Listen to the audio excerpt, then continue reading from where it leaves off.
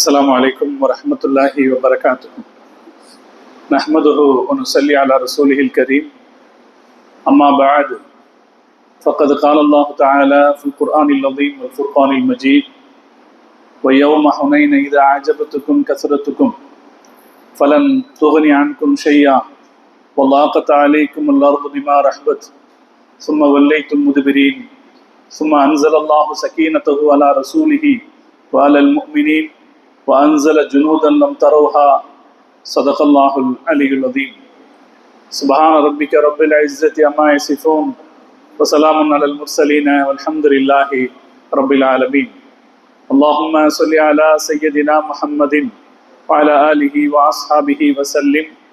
اللهم صل على سيدنا محمد وعلى آله وأصحابه وسلم. اللهم صل على سيدنا محمد وعلى آله وأصحابه وسلم.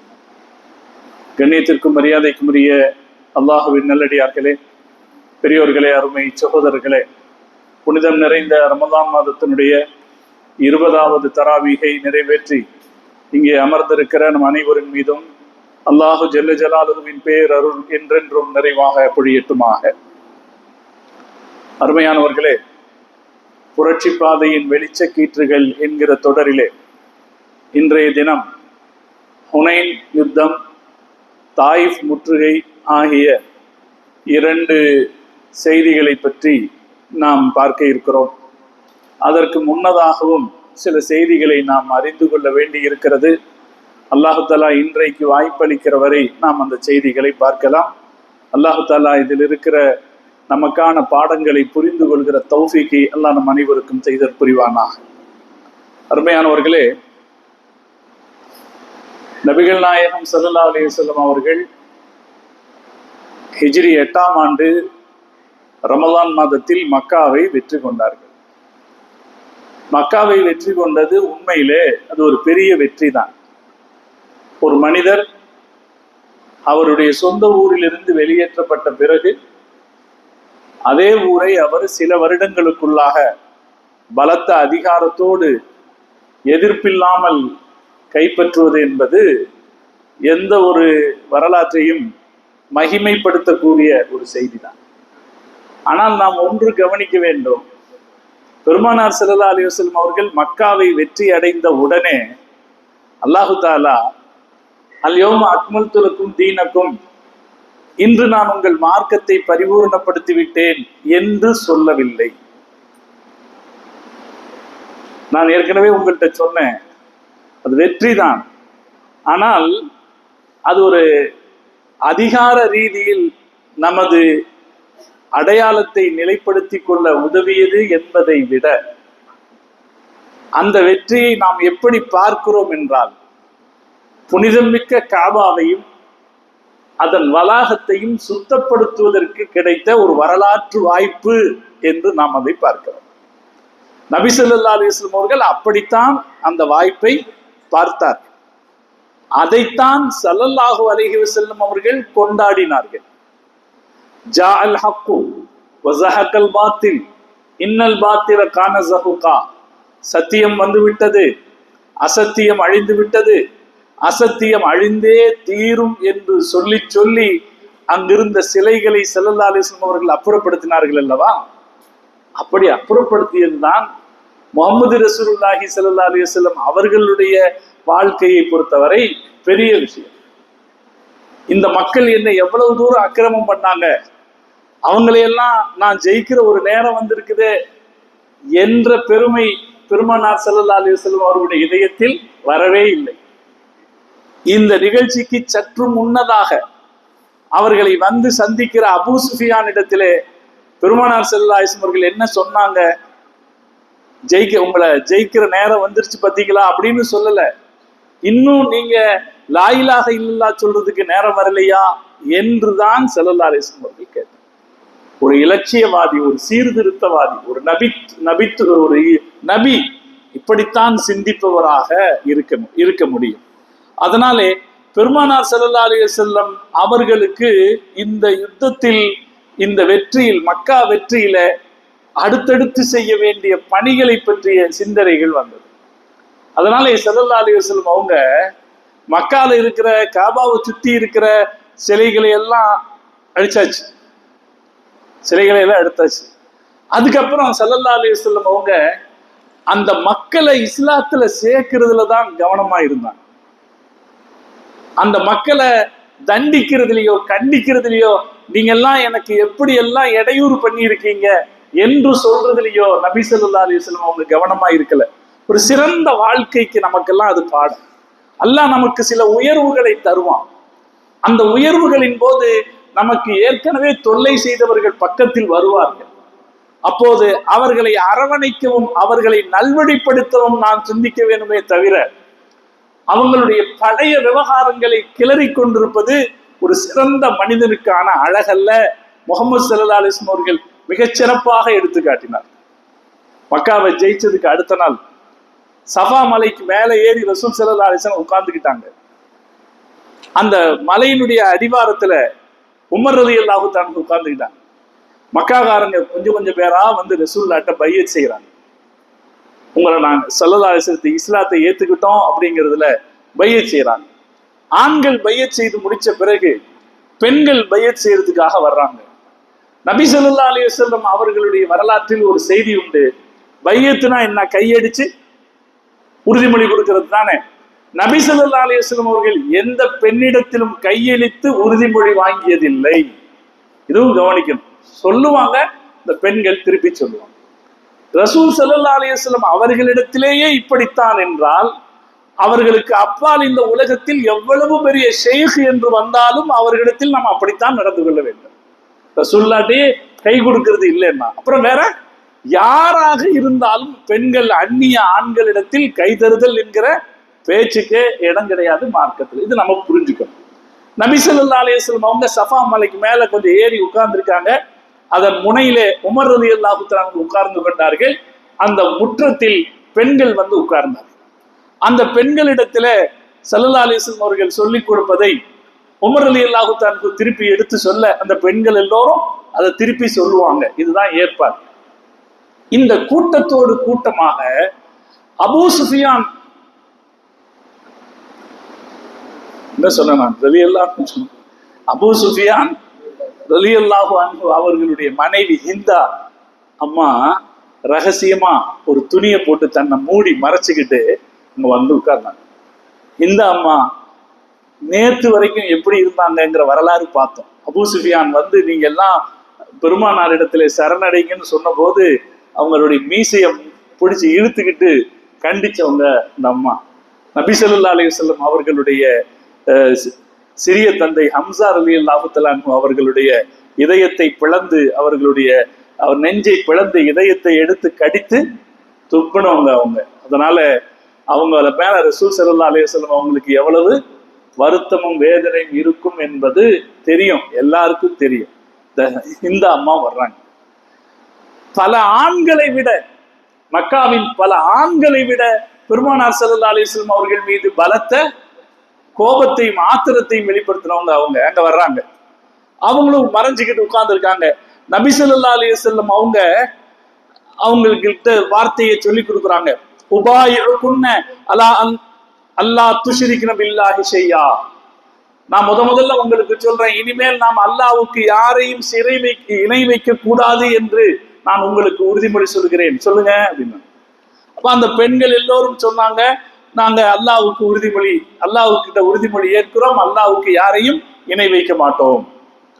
அதுக்கப்புறம் ரசூலுல்லாஹ் இரண்டாவது வார்த்தை சொன்னாங்க, வலா துஸ்ரிக்ன, திருட மாட்டேன் என்று உறுதிமொழி கூறுகிறோம். அப்ப அபூபக்கர் சித்திக் உமர் ரலியல்லாஹு தஆலா அன்ஹு அதை எடுத்து சொல்றாங்க, திருட மாட்டேன் அப்படின்னு சொல்றோம்.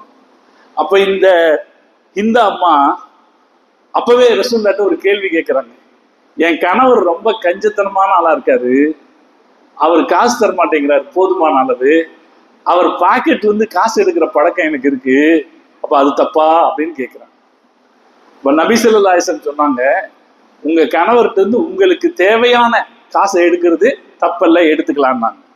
அதுக்கு அடுத்து சொன்னாங்க அப்படின்னு அந்த அம்மா சொல்லும் போது, இந்த அம்மா பெருமானார்கிட்ட அந்த மாதிரி கேட்கும் போது ஸல்லல்லாஹு அலைஹி வஸல்லம் அவங்களுக்கு புரிஞ்சிருச்சு இது யாருன்னு. அப்ப நபி ஸல்லல்லாஹு அலைஹி வஸல்லம் அவங்க கேட்டாங்க, இன்னக்கில ஹிந்து, ஹிந்தாவா நீங்க அப்படின்னு கேட்டேன். அப்ப காலத்து நாம் இந்த அம்மா சொன்னாங்க, ஆமா நான் ஹிந்தா தான் அப்படின்னு சொல்லிட்டு அந்த அம்மா ஒரு வார்த்தை சொன்னாங்க, வாய்ஃபு அம்மா சலஃபையா நபி அல்லாஹ், அல்லாவின் தூதரே கடந்து விட்டதை எல்லாம் மன்னித்து விடுங்க, கடந்து விட்டதை மன்னித்து விடுங்கள், அஃபல்லாஹு அன்க, அல்லாஹ் உங்களை மன்னிப்பானாக என்று சொன்னாங்க. அந்த வார்த்தைக்கு மேல ரசூல் ஸல்லல்லாஹு அலைஹி வஸல்லம் ஒரு வார்த்தை பேச. இன்னொரு ஹதீஸ்ல வருது, இந்த அம்மா இப்படி சொன்ன போது என் கணவர் காசு தர மாட்டேங்கிறாரு, அதனால அந்த காசு நான் எடுத்துக்கலாமா என்று கேட்டபோது ஸல்லல்லாஹு அலைஹி வஸல்லம் அவர்கள் சரி என்று சொன்ன போது உமர் ரலியல்லாஹு தஆலா அன்ஹு குலுங்கி சிரிச்சாங்கன்னு வருது. குலுங்கி சிரிச்சு எந்த அளவுக்கு மல்லாந்து விழுந்துட்டாங்க அப்படிங்கிற அளவுக்கு ஹதீஸ்ல வருது. அப்படி மல்லாந்து விழுந்தாங்க, அதை பார்த்து ரசூல் ஸல்லல்லாஹு அலைஹி வஸல்லம் சந்தோஷப்பட்டாங்க அப்படின்னு ஒரு ஹதீஸ் வருது. அதுக்கடுத்து ரசூலுல்லாஹ் சொன்னாங்க, அவர்கள் விபச்சாரம் செய்யக்கூடாது. இப்ப இந்த அம்மா கேட்கிறாங்க, சுதந்திரமான பெண்கள் விபச்சாரமும் செய்வார்களா அப்படின்னாங்க. ஆமா, விபச்சாரம் செய்யக்கூடாதுன்னா. அதுக்கடுத்து ரசூல் ஸல்லல்லாஹு அலைஹி வஸல்லம் சொன்னாங்க, உங்களது பிள்ளைகளை நீங்கள் கொலை செய்யக்கூடாது. ஏன்னா பெண் குழந்தைகளை உயிரோடு புதைக்கிற பழக்கம் இருந்துச்சா இல்லையா? அப்ப பிள்ளைகளை கொலை செய்யக்கூடாதுன்னா.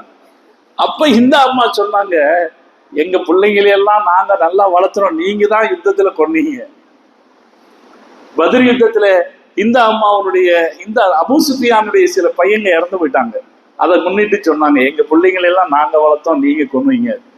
உமர் ரலியல்லாஹு தஆலா அன்ஹு அப்பவும் சிரிச்சாங்கன்னு வருது. இந்த அம்மா சொன்னதை கேட்டு அப்பவும் அவரு சிரிச்சாரு. ஸல்லல்லாஹு அலைஹி வஸல்லம் அவங்களும் சிரிச்சாங்க. அதுக்கப்புறம் ஸல்லல்லாஹு அலைஹி வஸல்லம் சொன்னாங்க, இன்னொரு அந்நிய பெண்ணின் மீது அவதூறு சொல்லக்கூடாது என்றார்கள்.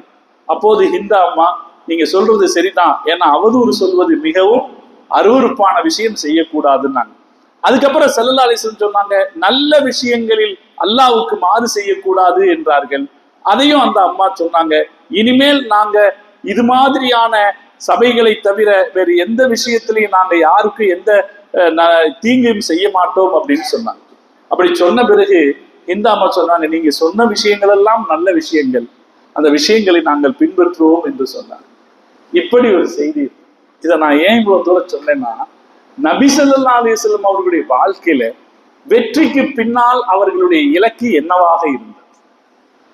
ரசூல் ஸல்லல்லாஹு அலைஹி வஸல்லம் வாழ்க்கையில் அவர்களுடைய இலக்கு என்னவாக இருந்தது? இந்த அம்மாவையும் மன்னித்தார்கள். அவர்கள் வந்து கலிமா சொன்ன போது அந்த கலிமாவை ஏற்றுக்கொண்டதை தவிர வேறு எந்த வார்த்தையும் ஸல்லல்லாஹு அலைஹி வஸல்லம் அவர்கள் பேசவில்லை என்பதை நாம பார்க்கிறோம். நபி ஸல்லல்லாஹு அலைஹி வஸல்லம் அவங்க அப்படி அங்க தங்கி இருந்தாங்க. 19 நாள் ஸல்லல்லாஹு அலைஹி வஸல்லம் மக்கால தங்கி இருந்தாங்க. இப்படி தங்கி இருக்கும்போது அக்கம் பக்கத்தில் பெரிய பெரிய சிலைகளை வைத்துக்கொண்டு பெரிய கோயில்கள் பலது இருந்துச்சு. அந்த கோயில்களுக்கு அங்க இருக்கிற சிலைகளை தகர்க்குமாறு சொன்னாங்க. அந்த ஏன்னா அது எல்லாமே இந்த குறைஷிகளுடையது, அவர்களுடைய கிளை குடும்பங்களுடையது. அவங்க எல்லாரும் முஸ்லீம் ஆயிட்டாங்க இப்ப. அதனால அந்த கோயில்கள் தேவையில்லை, அங்க இருக்கிற சிலைகளை எடுத்து விடுமாறு சொன்னார்கள். காலித் இப்னு வலீத் ரலியல்லாஹு தஆலா இடத்திலே சொல்லி உஸ்ஸா என்கிற சிலையை தகர்த்து வருமாறு சொன்னார்கள். அதுவும் குறைஷிகளுக்குரிய சிலை தான். வகானத்தில் குறைஷின் அப்படின்னு வரலாறு சொல்லுது. அதுவும் குறைஷிகளோட தான் அவங்க வெளியே வச்சிருந்தாங்க. எப்பவுமே இந்த சிலைகளுக்கு ஒரு பழக்கம் இருக்குது, அது ஒரு சிலை மட்டும் இருக்காது, கூடவே 10 சிலைகள் இருக்கும். அது மாதிரி உஸ்ஸா சிலை, காபாவிலே ஹுபல் சிலை இருந்தது. ஹுபல் சிலையைத்தான் ஸல்லல்லாஹு அலைஹி வஸல்லம் அவர்கள் தள்ளிவிட்டார்கள். அதுக்கப்புறம் உஸ்ஸா என்கிற சிலை நஹ்லா என்கிற இடத்துல இருந்தது. காலித் இப்னு வலீத் ரலியல்லாஹு தஆலா கிட்ட போய் அதை உடைச்சிட்டு வாங்கன்னாங்க. அவர் போனாரு, போன வேகத்துல உடைச்சிட்டு வந்துட்டார். ஸல்லல்லாஹு அலைஹி வஸல்லம் அவங்க திரும்பி வந்தவர்கிட்ட கேட்டாங்க, ஹல் ரஅய்த ஷையன், எதையாவது பார்த்தீங்களா அப்படின்னா. அவரு நான் ஒன்னையும் பார்க்கலையேன்னார். நபி ஸல்லல்லாஹு அலைஹி வஸல்லம் சொன்னாங்க, ஃபஇன்னக லம் தஹ்திம்ஹா ஃபர்ஜி இலைஹா ஃபஹ்திம்ஹா, அதை நீ சரியா உடைக்கல, போய் சரியா உடைச்சிட்டு வா அப்படின்னு ஸல்லல்லாஹு அலைஹி வஸல்லம் சொன்னாங்க. இப்ப காலித் இப்னு வலீத் ரலியல்லாஹு தஆலாவுக்கு கோபம், நாம ஒரு வேலையை சரியா செய்யாம வந்துட்டோமா, நாம அவர் எப்படிப்பட்டவரு, நம்ம ஒரு வேலையை சரியா செய்யாம வந்துட்டோமா, வேகத்தோட திரும்பி போறாரு. போய் அவர் அங்க போறாரு. ஸல்லல்லாஹு அலைஹி வஸல்லம் அவங்க சொன்ன மாதிரி அவர் அந்த இடத்துக்கு போனா, அந்த சிலைக்கு பக்கத்துல போய் நின்னா, அந்த சிலையில இருந்து ஒரு நிர்வாணமான கருத்த பெண்மணி வெளியே ஓடி வர்றத பார்த்த. நிர்வாணமான பெண் வடிவத்துல ஒரு உருவம், நிர்வாணமான கருத்த கண்ணங்கரேர்னு ஒரு பெண் உருவம் வெளியே வர்றதை பார்த்தாங்க. அதை அவங்க அடிச்சாங்க, அதை வெட்டினாங்க. எப்படின்னா அது 2 ஆகுற அளவுக்கு அதை வெட்டினாங்க. திரும்ப வந்து பெருமானார் ஸல்லல்லாஹு அலைஹி வஸல்லம் இடத்துல இப்படி நடந்ததுன்னு சொன்னாங்க. ஸல்லல்லாஹு அலைஹி வஸல்லம் சொன்னாங்க, நாம் தில்கல் உஸ்ஸா, இப்ப நீ அடிச்சையே அதுதான் உஸ்ஸா என்று சொன்னாங்க. இதையும் நான் உங்களுக்கு சொல்றதுக்கு காரணம் என்னன்னா, சிலைகள் இருக்கிற இடத்தில் எல்லாமே கெட்ட ஜின்னுகள் குடியிருக்கும். அல்லாஹ்வுக்கு ஷிர்க் வைக்கிற இடத்துல, அது அன்னையிலிருந்து எல்லா இடத்துலையும், அது அரபு நாட்டிலேன்னு இல்லை, எல்லா இடத்துலையும். அதனாலதான் நம்ம முன்னோர்கள் அந்த பக்கமாக நீங்க போகாதீங்க அப்படின்னு சொல்றது. ஏன்னா அல்லாஹ்வுக்கு இணை வைத்து வணங்கப்படுவது ஷைத்தான்களுக்கு மிக பிரியமானது. அதனால சிலைகள் இருக்கிற இடத்துல கெட்ட ஜின்னுகள் இருக்கும். முகமது நபி ஸல்லல்லாஹு அலைஹி வஸல்லம் அவங்க அதனாலதான் அந்த வெறும் சிலையை மட்டும் உடைச்ச போது, சிலையை மட்டும்தான் உடைச்சிங்களா, இன்னும் இருக்கு போயிட்டு வாங்க அப்படின்னு அனுப்புனாங்க. அவர் போயிட்டு வந்து அவர் போன போது உள்ளே இருந்த ஜின்னு வெளியே வந்தது.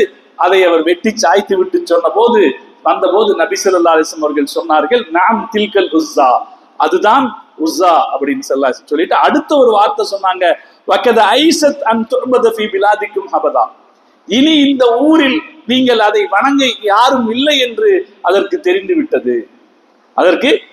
விட்டது அப்படின்னு ஸல்லல்லாஹு அலைஹி வஸல்லம் சொன்னாங்க. அடுத்து அம்ர் இப்னு ஆஸ் ரலியல்லாஹு தஆலா அன்ஹு அவங்கள இன்னொரு சுவா அப்படிங்கிற சிலையை தகர்ப்பதற்கு அனுப்புனாங்க. அவர் போனா அந்த சிலையினுடைய பூசாரி விடமாட்டேன்னு மறுத்தான். அவர் எதுக்கு வந்திருக்கிறேன்னு கேட்டா அவர் சொன்னாரு, ரசூலுல்லாஹ் உத்தரவு போட்டிருக்காங்க இந்த சிலையை உடைக்கிறதுக்கு, அதுக்காக வந்திருக்கேன் அப்படின்னு சொன்ன போது அந்த பூசாரி சொன்னா, லா தக்தீரு அலா தாலிக், ஒன்னாலையெல்லாம் அது முடியாது, அதெல்லாம் ஒன்னால இதெல்லாம் அழிக்க ஒன்னால முடியாது. அப்ப அவர் கேட்டாரு, இன்னுமா நீ இந்த நம்பிக்கையில் இருக்கிறாய்? காது கேட்பதற்கோ பார்ப்பதற்கோ சக்தி இல்லாத இது என்னை தடுக்கும் என்று இன்னுமா நீ நம்பிக்கை கொண்டிருக்கிறாய் அப்படின்னு சொல்லிட்டு பக்கத்துல போய் அதை உடைச்சிட்டு வந்தாரு. ஸல்லல்லாஹு அலைஹி வஸல்லம் வந்து உடைச்சிட்டு வந்தேன்னு சொன்னார். இது சுவாகுங்கிற சிலை. இன்னொரு சிலை இருந்துச்சு. அந்த சிலையை உடைக்கிறதுக்கு நபி ஸல்லல்லாஹு அலைஹி வஸல்லம் அவங்க ஒரு சஹாபி அனுப்புனார்.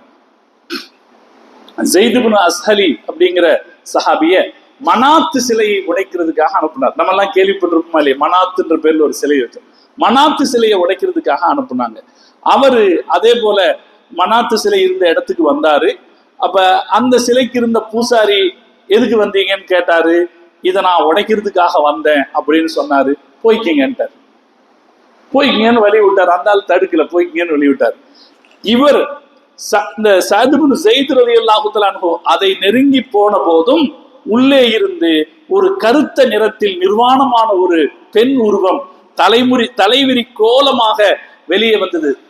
நெஞ்சில் அடிச்சுக்கிட்டு நாசமே என்று ஓலமிட்டவாறு ஒரு உருவம் வெளியே வந்தது. அப்படி வெளியே வந்த போது அந்த பூசாரி அவருக்கு அடையாளப்படுத்தினான், மனாத்தே நீ போய்விடு, இவர்கள் இங்கே உன்னுடைய மக்கள் உன்னை விட்டுவிட்டு போய்விட்டார்கள், நீ போய்விடு என்று அந்த பூசாரி சொன்னான். ஸஅத் ரலியல்லாஹு தஆலா அவர்கள் அதை அடித்தார்கள். ஃபகதலஹா, அதை கொன்றார்கள். வந்து ரசூல் ஸல்லல்லாஹு அலைஹி வஸல்லம் சொன்னாங்க அப்படின்னா ஹதீஸ்.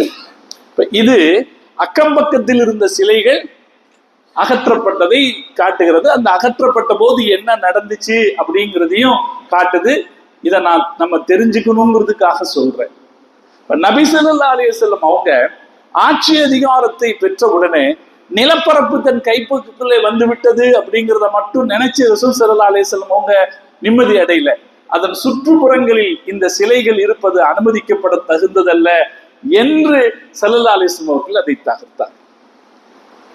இன்னைக்கு சிலைகளை திறக்கிறானே நினைச்சு பார்க்கும்போது பெரிய அதிர்ச்சியாத்தான் இருக்கு.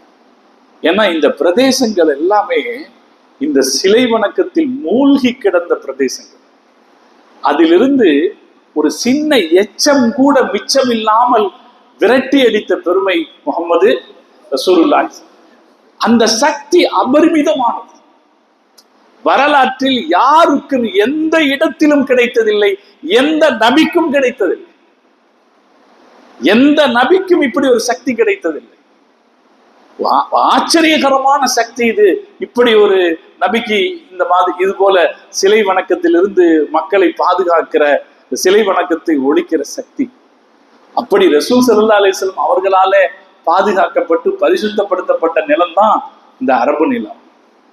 ஆனா இன்னைக்கு இருக்கிற நாலாய் தமிழ்ல திட்டினா அது கெட்ட வார்த்தையா போயிடும்.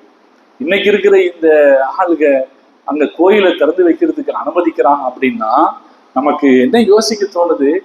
யாராவது நினைத்தால் இனி இதை தடுக்க முடியுமா என்ன? யாருக்காவது ஒரு சக்தி வரும், இந்த அளவுக்கு ஒரு சக்தி படைத்த ஒருவர் இனி வர முடியுமா? அது கொஞ்சமும் யோசிக்கலையே. அந்த இடத்துல மது இல்லாமல் ஒழித்த பெருமை பெருமானார் ஸல்லல்லாஹு அலைஹி வஸல்லம் அவர்களுடையது.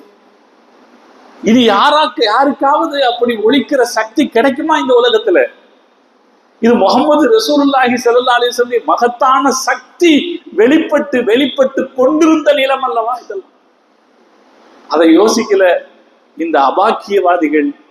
இன்னைக்கு அங்கே பெருமானாருடைய பூமியில சிலை வணங்கப்படவும் மது வழங்கப்படவுமான வேலைகளை செய்து கொண்டிருக்கிறார்கள். அல்லாஹ் இந்த உம்மத்தை பாதுகாக்க வேண்டும். அல்லாஹ் சீர்திருத்தத்திற்கான வழியை செய்ய வேண்டும். இங்க என்ன பார்க்கிறோம்னா, நபி ஸல்லல்லாஹு அலைஹி வஸல்லம் அவர்கள் இப்படி சிலைகளை தகர்த்து உடைத்த போது என்ன நடந்துச்சா? தங்களுடைய சிலைகளுக்கு எந்த சக்தியும் இல்லை என்பதை புரிந்து கொண்ட மக்கள் கூட்டம் கூட்டமாக இஸ்லாத்தை தழுவினார்கள். இந்த சிலைகளுக்கெல்லாம் ஒரு சக்தி இருக்குன்னு நினைச்சுக்கிட்டு இருந்தாங்க. அந்த சக்தி இருக்குன்னு நினைச்சுக்கிட்டு இருந்தவங்க இந்த சிலைகள் தகர்க்கப்பட்ட போது கூட்டம் கூட்டமாக வந்து இஸ்லாத்தை தழுவினார்கள். இந்த சிலைகள் இங்கெல்லாம் தகர்க்கப்பட்ட போது இதுல பெரிய இன்னொரு சிலை இருக்கு. பெரிய ஒரு சிலை இருக்கு, லாத் என்கிற சிலை. இங்க கேள்விப்பட்டிருப்பீங்களா இல்லையா? லாத்துங்கிற ஒரு சிலை. இப்ப எதை முதல்ல ஹுபல் உடைச்சாச்சு. ஹுபல் மக்கால ஸல்லல்லாஹு அலைஹி வஸல்லம் தகர்த்தாச்சு.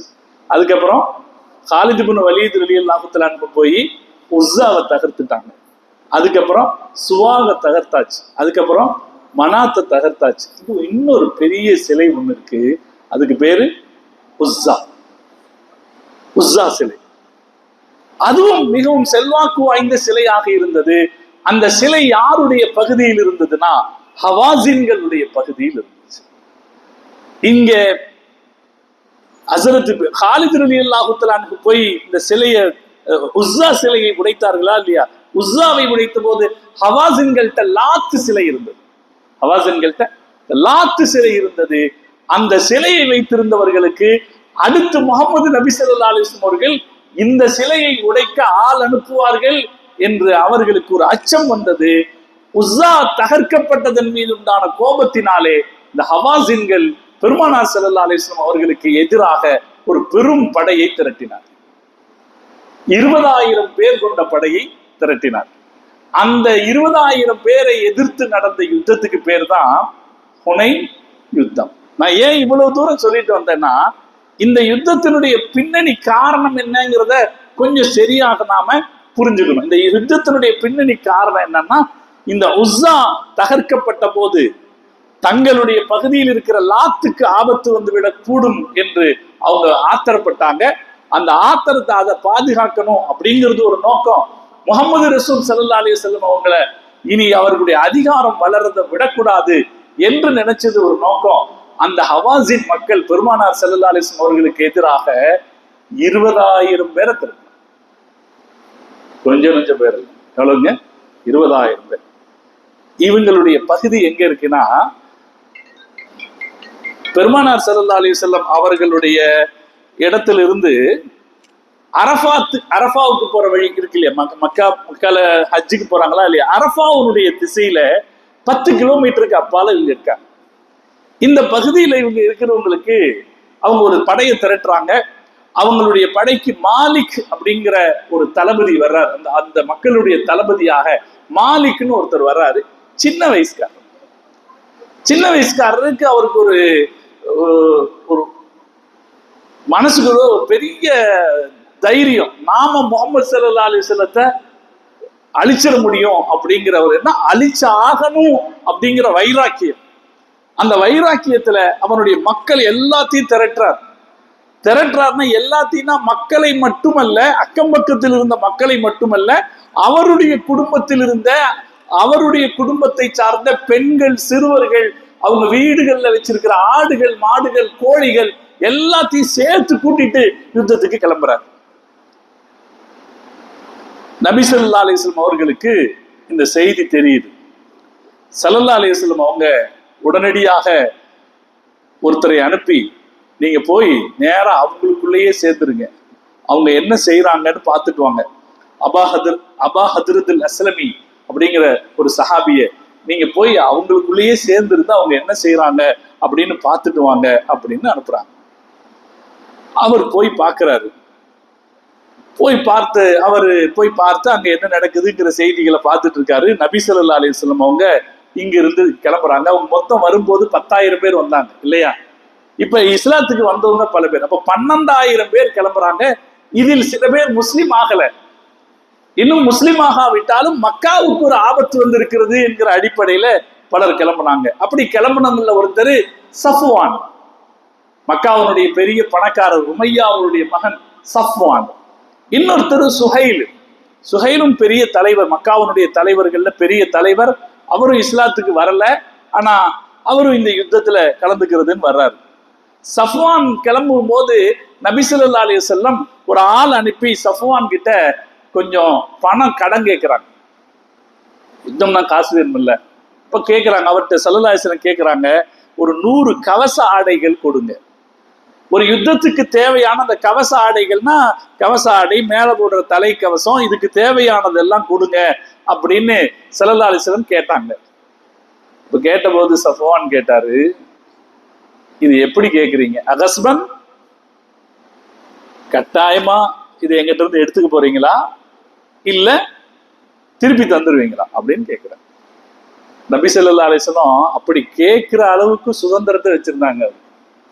அவர் ரசூலுல்லாஹ்வுடைய பூமியில் இருக்காரு, ஸல்லல்லாஹு அலைஹி வஸல்லம் கொடுத்த அடைக்கலத்துல இருக்காரு. அப்படி இருந்தும் அவர் கேட்கிறாரு அகஸ்பன். ஸல்லல்லாஹு அலைஹி வஸல்லம் சொன்னாங்க, இல்ல இது உங்கள்ட்ட இரவலா வாங்குறோம், யுத்தம் முடிச்சோம்னா உங்களுக்கு திருப்பி தந்துருவாங்க. ஸல்லல்லாஹு அலைஹி வஸல்லம் அவர்களுக்கு அவர் அவற்றையெல்லாம் கொடுத்தாரு. கொடுப்பதற்காக, அவர் கொடுத்தவைகளை பாதுகாப்பதற்காக யுத்தத்துல அவரும் கலந்து வந்தாரு. அவர் மாதிரி வேறு சில காஃபிர்களும் கலந்து வந்தாங்க. புதிதாக இஸ்லாத்தை தழுவியவர்களும் கலந்து வந்தாங்க. பெருமானார் ஸல்லல்லாஹு அலைஹி வஸல்லம் அவர்கள் ஆயத்தமாகிக் கொண்டிருக்கும் போது ஒரு குதிரை வீரர் ஓடி வந்தார். யா ரசூலல்லாஹ், நான் பார்க்கிறேன் அங்கே மலை கணவாய்களுக்கு இடையே ஒரே ஒட்டகைகளும் ஆடுகளும் கோழிகளுமாக நிரம்பி நிற்கின்றன அப்படிங்கிறார். நபி ஸல்லல்லாஹு அலைஹி வஸல்லம் அவங்க சிரிச்சாங்க. சிரிச்சிட்டு சொன்னாங்க, தில்க கனீமத்துல் முஸ்லிமீன கதன் இன்ஷா அல்லாஹ், அதெல்லாம் நாளைக்கு நமக்கு கிடைக்கும் அப்படின்னா. எல்லாம் பெருசா திரட்டிட்டு அவன் தான் ஊர்ல இருக்கிறது எல்லாத்தையும் திரட்டினான். இந்த மாலிக் இப்னு அவுஃப் ஹவாஸின்களுடைய தலைவர் இப்படி திரட்டும் போது, எல்லாத்தையும் சேர்த்துட்டு வரும்போது, அங்கிருந்த துரைத் இப்னு சிம்மா அப்படிங்கிற வயதான ஒரு மனுஷர், யுத்தங்களுடைய அனுபவம் வாய்ந்த மனிதர், இப்படி செய்யாதப்பா அப்படிங்கிறார். சொல்றாரு, இப்படி எல்லாம் செய்யக்கூடாது. எவ்வளவு பிரச்சனை, எவ்வளவு பெரிய சண்டையா இருந்தாலும் சண்டைக்கு தேவை வாளும் ஆயுதங்களும் தான், கவச ஆடைகளும் தான் சண்டை போட போகுது, பொம்பளைகள் அல்ல. இந்த பொம்பளைங்க முன்னாடி ஒருவேளை நாம தோத்து போறதா இருந்தா அந்த தோல்வியை நம்ம பெண்கள் பார்க்கிற ஒரு சூழ்நிலை வர வேண்டாம்ப்பா. எப்பவும் பெண்களை எல்லாம் கூட்டிட்டு போக கூடாதுப்பா. யுத்தத்துல வெற்றி தோல்வின்றது இருக்கும். ஒருவேளை நாம தோத்து போனோம்னா நாம திரும்பி போறதுக்கு ஒரு இடம் இருக்கணும்பா. அதனால நீ பெண்களை கூப்பிடாத, அனுப்பிச்சுட்ரு அப்படின்னு சொன்னாரு. அவன் என்ன சொன்னா, உங்களுக்கு வயசாயிருச்சு, உங்க புத்திக்கும் வயசாயிருச்சு, உங்களுக்கும் வயசாயிருச்சு, உங்க புத்திக்கும் வயசாயிருச்சு, நான் என்னுடைய முடிவை மாத்த போறதுல எல்லாமே இருப்பாங்க. அப்படித்தான் அவன் எல்லாத்தையும் கூட்டிட்டு வந்தான். கூட்டிட்டு வந்து அவங்க வந்து சேர்றாங்க. ஒரு செவ்வாய்க்கிழமை ராத்திரி அங்க வந்து அவங்க வந்து சேர்றாங்க. நபி ஸல்லல்லாஹு அலைஹி வஸல்லம் அவங்க என்ன செஞ்சாங்கன்னா, கிளம்புறதுக்கு முன்னாடி ரசூல் ஸல்லல்லாஹு அலைஹி வஸல்லம் முஆத் இப்னு ஜபல் ரலியல்லாஹு தஆலா அன்ஹுவை மக்களுடைய ஆசிரியராக நியமித்தார்கள். இதுதான் ரசூலுல்லாஹ்வுடைய பார்வை. வேற யாருமா இருந்தா வெறும் அதிகாரியை மட்டும் நியமிச்சுட்டு போவாங்க. ரசூல் ஸல்லல்லாஹு அலைஹி வஸல்லம் அவங்க அத்தாப் இப்னு உஸைத் ரலியல்லாஹு தஆலா அன்ஹுங்கிற இள வயசு சஹாபி ஒருத்தரை அதிகாரியா நியமிச்சாங்க. ஆனா அவர் அதிகாரியா அவரை மட்டும் நியமிக்காம முஆத் இப்னு ஜபல் ரலியல்லாஹு தஆலா அன்ஹுவை ஆசிரியராகவும் நியமிச்சாங்க. ஏன்னா மக்கள் புதிதாக இஸ்லாத்திற்கு வந்திருக்கிறார்கள், அவர்களுக்கு இஸ்லாத்தை சொல்லிக் கொடுக்க வேண்டும் என்பதற்காக அவரை ஆசிரியராகவும் நியமிச்சு ரசூல் ஸல்லல்லாஹு அலைஹி வஸல்லம் அவங்க அங்கிருந்து கிளம்பினாங்க. இப்படி கிளம்பி அந்த படை புறப்பட்டு போகும்போது பார்த்தா அந்த படை எண்ணிக்கை 12,000 பேராக இருந்தாங்க. அவங்க கிளம்பி போறத பார்த்துட்டு நம்ம முஸ்லிம்கள்ல சில பேர் என்ன பேசிக்கொண்டார்கள்னா, நகலிபல் யோம், நம்மளை ஜெயிக்கிறதுக்கு யாரும் இல்லை அப்படின்னு பேசிக்கிட்டாங்க. அந்த வார்த்தை பெருமானார் ஸல்லல்லாஹு அலைஹி வஸல்லம் அவர்களுக்கு ஒரு கவலையை கொடுத்தது, வருத்தத்தை கொடுத்தது. இதையும் நாம கவனிக்கணும். பெரிய எண்ணிக்கையில் இருந்தாங்க முஸ்லிம்கள். எவ்வளவு பேர்? 12,000 பேர். இதுக்கு முன்னாடி நம்ம இவ்வளவு பேர் இருந்திருக்கிறோமா? இல்லை. அந்த எண்ணிக்கை அவர்களுக்கு கொஞ்சம் பெருமையை கொடுத்தது. அதனால சில பேர் நம்மளை யாரும் ஜெயிக்க முடியாதுன்னாங்க. இப்ப நபி ஸல்லல்லாஹு அலைஹி வஸல்லம் அவங்க இவங்களை கூட்டிட்டு போனாங்க. அது ஒரு பெரிய கணவாய் பகுதி, 2 புறமும் நிறைந்த மலைகளும் நடுவுல பெரிய கணவாய் பகுதி. இந்த எதிரிகளுடைய தலைவன் ரசூலுல்லாஹ் போறதுக்கு முன்னாடியே அங்க வந்து சேர்ந்துட்டான். முன்னாடியே சேர்ந்து அவனுடைய படை வீரர்களை மொத்தமும் அந்த கணவாயில் நிரப்பினான். முக்காவாசி பங்குக்கு அவனுடைய ஆட்களை நிரப்பிட்டு அவனுடைய ஈட்டி எறிவதில் தேர்ச்சி பெற்ற வீரர்களை மலைகளுக்கு மேலே சைடுல நிறுத்தினான். ரொம்ப தூரத்துக்கு எந்தெந்த இடத்துல எல்லாம் பொந்துகள் இருக்குதோ, எங்கெல்லாம் வாய்ப்புகள் இருக்குதோ, அங்கெல்லாம் ரகசியமாக எல்லோரையும் மறைவாக வில்லறிவதில் தேர்ச்சி பெற்ற வீரர்களை நிறுத்தினார்.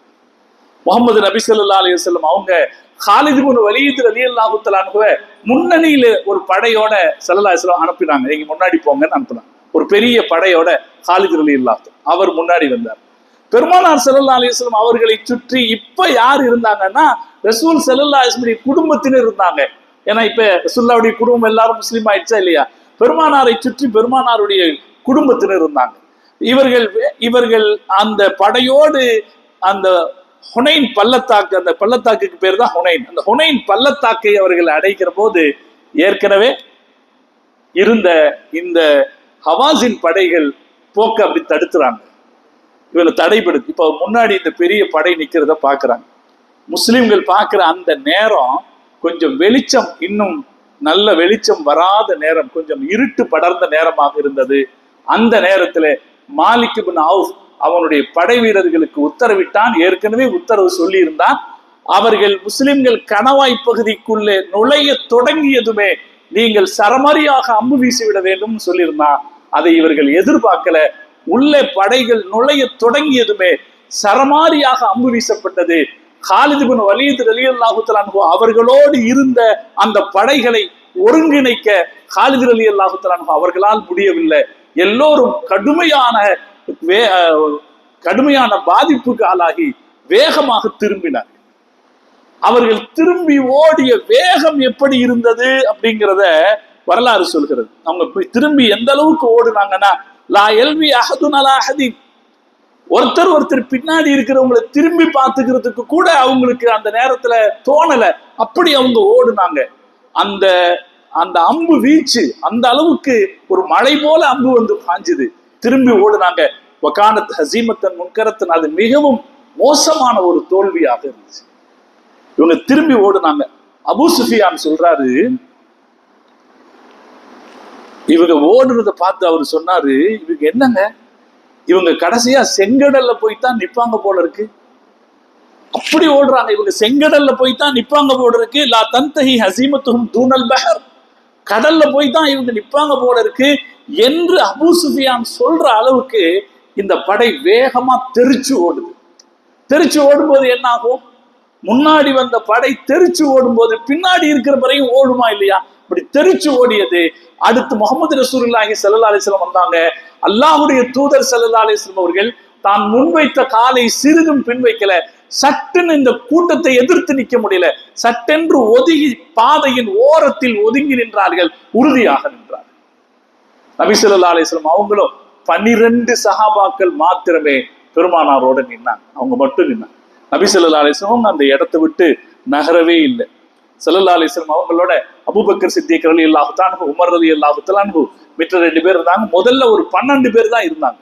அப்ப இவங்க திரும்பி ஓடுறத பார்த்துட்டு நபி ஸல்லல்லாஹு அலைஹி வஸல்லம் அவங்க சத்தமிட்டாங்க, ஹலூமு இலைய அய்யுஹன் நாஸ், அன ரசூலுல்லா அன முஹம்மது இப்னு அப்துல்லா அப்படின்னு சத்தம் விட்டாங்க. வாங்க இங்க வாங்க இங்க வாங்க அப்படின்னு ஸல்லல்லாஹு அலைஹி வஸல்லம் கூப்பிட்டாங்க. நான் அல்லாஹ்வுடைய தூதர், நான் முஹம்மது இங்க நிக்கிறேன் வாங்க. நாங்க ரசூல் ஸல்லல்லாஹு அலைஹி வஸல்லம் சத்தம் அவங்கள கேட்கல, ஆனாலும் கேட்டவர்கள் கொஞ்சம் பேர் திறந்தாங்க. ஹதீஸ் வருது, இப்னு மஸ்ஊத் ரலியல்லாஹு தஆலா அன்ஹு சொல்றாங்க, நான் அந்த சத்தத்தை கேட்டு நான் திரும்பி வந்தேன். வந்து பார்த்தபோது ஸல்லல்லாஹு அலைஹி வஸல்லம் கூட முதல்ல ஒரு 50-60 பேர், அப்புறம் 80 பேர் சேர்ந்தோம், அப்போது ஒரு 100 பேர் இருந்தோம். நபி ஸல்லல்லாஹு அலைஹி வஸல்லம் அவர்களின் தன்னை சுற்றி கூட்டம் திரள்வதை பார்த்து கொண்டிருக்கல பெருமானார் ஸல்லல்லாஹு அலைஹி வஸல்லம் அவர்கள் முன்னேற இறங்கினார்கள். அது தஃபிக யர்குது பஅலத்துஹு, அவர்கள் தனது கோவேறு கழுதையில் முன்னேற இறங்கினார்கள். அன நபியில் அகதிப் அன இப்னு அப்துல் முத்தலிப், நான் நபி பொய் அல்ல, நான் அப்துல் முத்தலிபுடைய பேரன் முகம்மது அப்படின்னு சொல்லி ஸல்லல்லாஹு அலைஹி வஸல்லம் இறங்கினாங்க. எங்க அவங்க முன்னேறி போயிட்டா ஆபத்துல சிக்கிக்குவாங்களோ அப்படின்னு அவர்களுடைய அந்த கோவேறு கழுதையினுடைய கடிவாளத்தை இழுத்து பிடித்து கொண்டார் அபூ சுஃபியான் இப்னு ஹாரிஸ் என்ற பெருமானாருடைய பாதுகாவலர். அந்த கடிவாளத்தை இழுத்து பிடிச்சுக்கிட்டார். அப்பாஸ் ரலியல்லாஹு தஆலா அவங்களும் இழுத்து பிடிச்சுக்கிட்டாங்களாம், ரசூலுல்லாஹ் முன்னேறி போயிடக்கூடாது அப்படிங்கிறதுக்காக. அப்ப நபி ஸல்லல்லாஹு அலைஹி வஸல்லம் அவங்க அப்பாஸ் ரலியல்லாஹு தஆலா சொன்னாங்க, நீங்க சத்தம் போடுங்க, நீங்க சத்தம் போடுங்க அப்படின்னாங்க. அவ அப்பாஸ் ரலியல்லாஹு தஆலா மக்களை பார்த்து கூப்பிட ஆரம்பிச்சார், எல்லாரும் வாங்க இங்க வாங்க, மரத்தின் அடியிலே பெருமானாருக்கு சத்தியம் செய்து கொடுத்த தோழர்களே வாருங்கள் வாருங்கள் அப்படின்னு அவர் சத்தம் போட்டாரு. நபி ஸல்லல்லாஹு அலைஹி வஸல்லம் அவங்க அல்லாஹ் இடத்துல கையேந்தி அல்லாஹும்ம அன்சில் நுஸ்ரக், யா அல்லாஹ் உனது உதவியை இறக்கு என்று ஸல்லல்லாஹு அலைஹி வஸல்லம் கேட்டாங்க.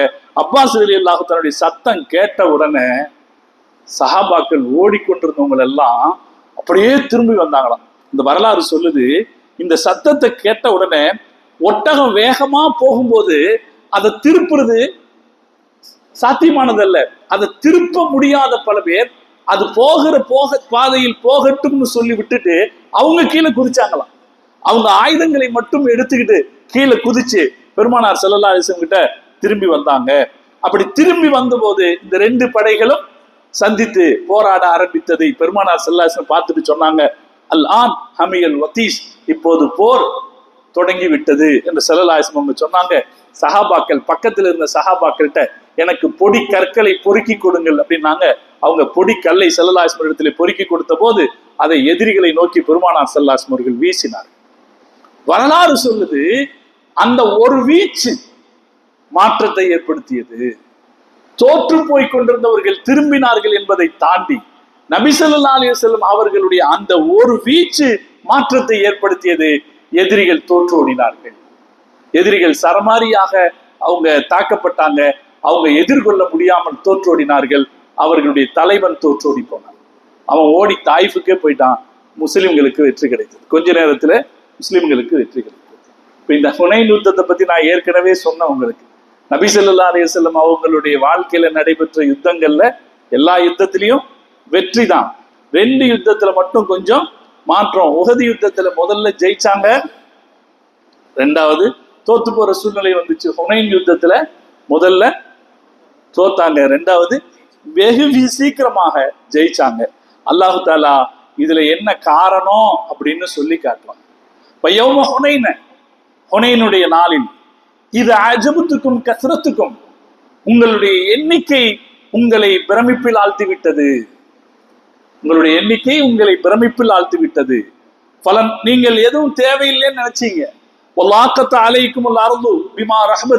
இடம் ரொம்ப விசாலமாக இருந்த போதும் கூட உங்களுக்கு அது நெருக்கடியானது. நீங்கள் பின்வாங்கி திரும்பி விட்டீர்கள். ஆனால் அல்லாஹ் அதுக்கப்புறம் உங்களுக்கு உதவி செய்தான். சும்மா அன்ஸலல்லாஹு ஸகீனத்துஹு அலா ரசூலிஹி, அல்லாஹ் அவனுடைய அமைதியை அவனுடைய தூதருக்கு அருளினான். அல்லாஹ் அவனுடைய அமைதியை அவருடைய தூதருக்கு அருளினான். வஅலல் முஃமினீன், அதற்கு அடுத்து மூமின்களுக்கு அருளினான். வஅன்ஸல ஜுனூதன் லம் தரவுஹா, நீங்கள் கண்ணால் பார்க்க முடியாத படைகளை அல்லாஹ் இறக்கினான்.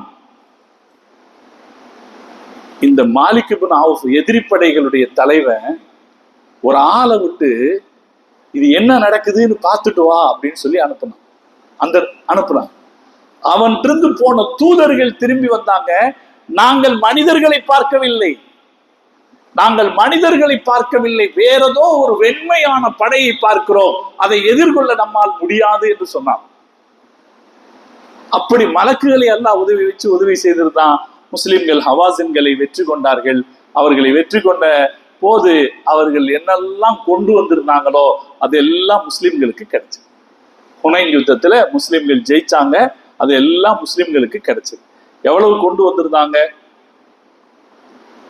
24,000 ஒட்டகைகள், 40,000 ஆடுகள், அதே போல 4,000 ஊக்கியா, 4,000 ஊக்கியா தங்கம், நிறைய தங்கம் வெள்ளி, கணக்கில்லாத தங்கம் வெள்ளி கிடைச்சது. ஆடுகள் நிறைய கிடைச்சது. இது அல்லாம மற்ற பிராணிகள் அப்படின்னு எக்கச்சக்கமான பொருட்கள் கிடைச்சது.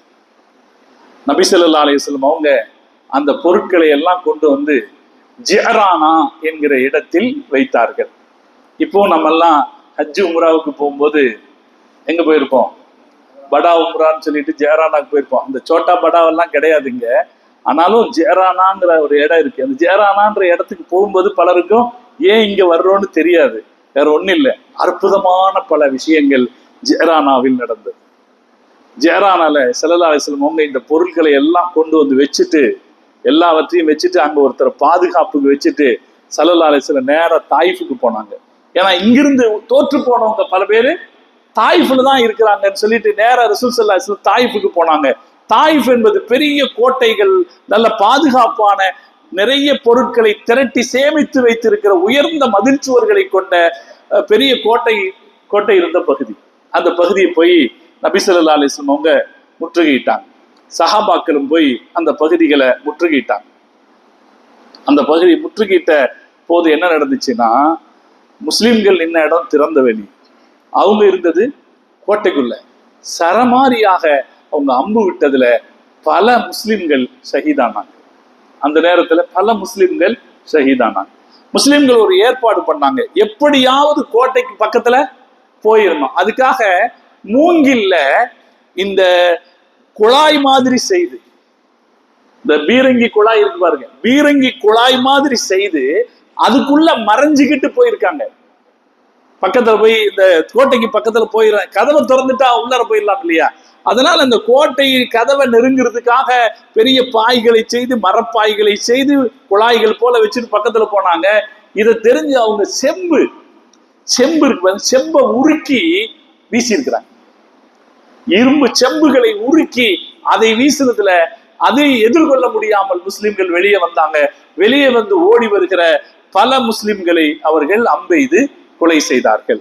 நபி ஸல்லல்லாஹு அலைஹி வஸல்லம் அவங்க ஒதுங்குங்க அப்படின்னு சொன்னாங்க. எல்லாம் ஒதுங்குங்க, ஓரமா ஒதுங்க, ஒரு மேடான இடத்துல போய் உட்கார்ந்துக்குவோம் அப்படின்னு சொல்லி சஹாபாக்கள்கிட்ட ரசூல் ஸல்லல்லாஹு அலைஹி வஸல்லம் அவங்க சொன்னாங்க. அதுக்கு அடுத்து நபி ஸல்லல்லாஹு அலைஹி வஸல்லம் அவங்க போர் திறன் வாய்ந்தவர்கள்ட்ட ஆலோசனை பண்ணாங்க, என்ன செய்யலாம். அப்ப அவங்க சொன்னாங்க, கோட்டை வலிமையான கோட்டை, அவங்கள்ட்ட ஒரு வருஷத்துக்கு தேவையான அளவுக்கு ஆயுதங்கள் இருக்கு, அவங்கள்ட்ட உணவுப் பொருட்கள் இருக்கு. அதனால அவங்களாக சீக்கிரம் சரணடைய மாட்டாங்க.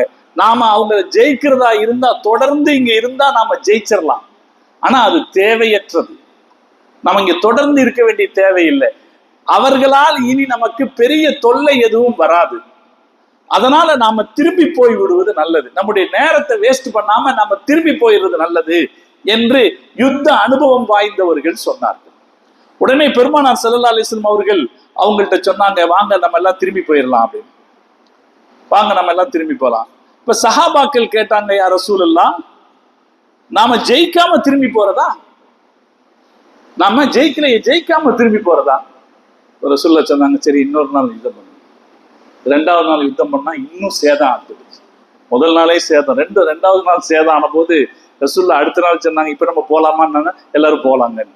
பெருமானார் ஸல்லல்லாஹு அலைஹி வஸல்லம் அவர்கள் அப்படியே சஹாபாக்கள் எல்லாரும் நாம திரும்பி போகலாம் அப்படின்னு கிளம்பிய போது சில பேர் பெருமானார் இடத்துல வந்து சொன்னார்கள், யா ரசூலல்லாஹ், இந்த தகீஃப்களுக்கு எதிராக நீங்கள் பதுவா செய்யுங்கள்.